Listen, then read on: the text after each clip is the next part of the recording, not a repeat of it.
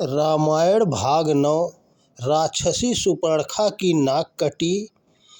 वह अपने भाई खरदूषण के पास गई। चित्रकूट में राम लक्ष्मण सीता ने बहुत दिनों तक निवास किया। फिर वे दक्षिण की ओर बढ़े। मार्ग में उन्होंने अगस्त्य मुनि के दर्शन किए। उन्होंने राम को राक्षसों के संहार के लिए दिव्य धनुष एवं तरकस दिया। अगस्त्य मुनि ने उन्हें राक्षसों के किलों एवं गुप्त स्थानों की जानकारी भी दी। उन्हें पंचवटी में पर्णकुटी बनाकर रहने के लिए भी कहा।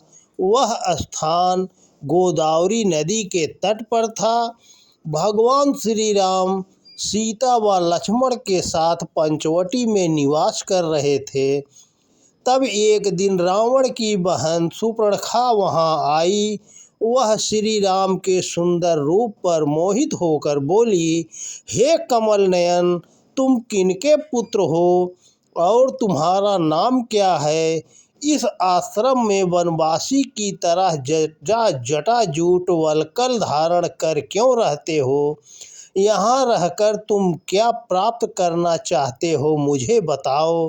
मैं राक्षस राज रावण की बहन शूर्पणखा हूँ। मैं अपने भाई खर के साथ इसी वन में रहती हूँ। रावण ने मुझे इस संपूर्ण वन का अधिकार सौंप दिया है। मैं तुम्हारे बारे में जानना चाहती हूँ, अतः तुम मुझे अपना परिचय दो।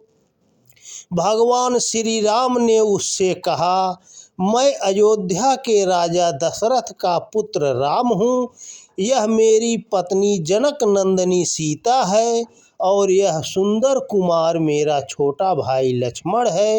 हे सुंदरी शूर्पणखा, बताओ मैं तुम्हारी क्या सहायता कर सकता हूँ?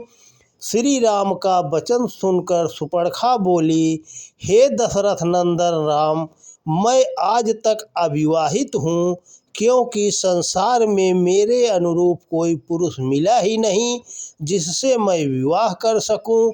आज मेरा मन आपको देखकर आपके सौंदर्य पर मोहित हो गया है, अतः आप मुझसे विवाह कर लीजिए और इस वन में मेरे साथ सुखपूर्वक रहिए। श्री राम ने मुस्कुरा कर कहा, मेरी तो पतिव्रता पत्नी सीता मौजूद है, जिनका त्याग मेरे लिए असंभव है। हाँ, मेरा छोटा भाई लक्ष्मण है, वह तुम्हारे योग्य पति हो सकता है। तुम इस विषय में उसी से बात कर लो।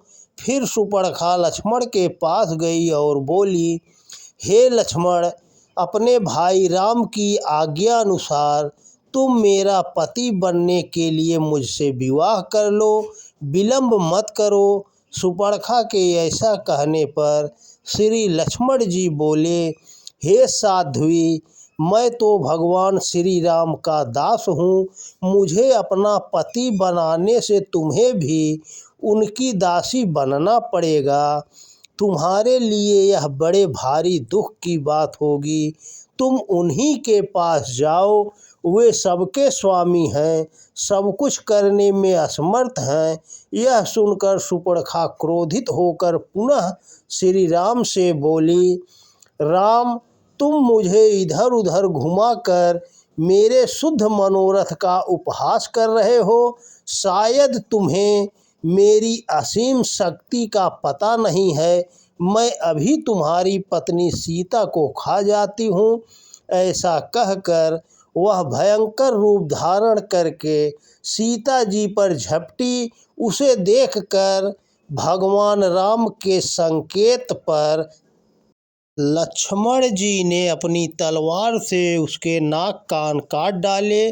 वह खूब रोई चिल्लाई, खून से लथपथ व विलाप करते हुए अपने भाई खरदूषण के पास गई।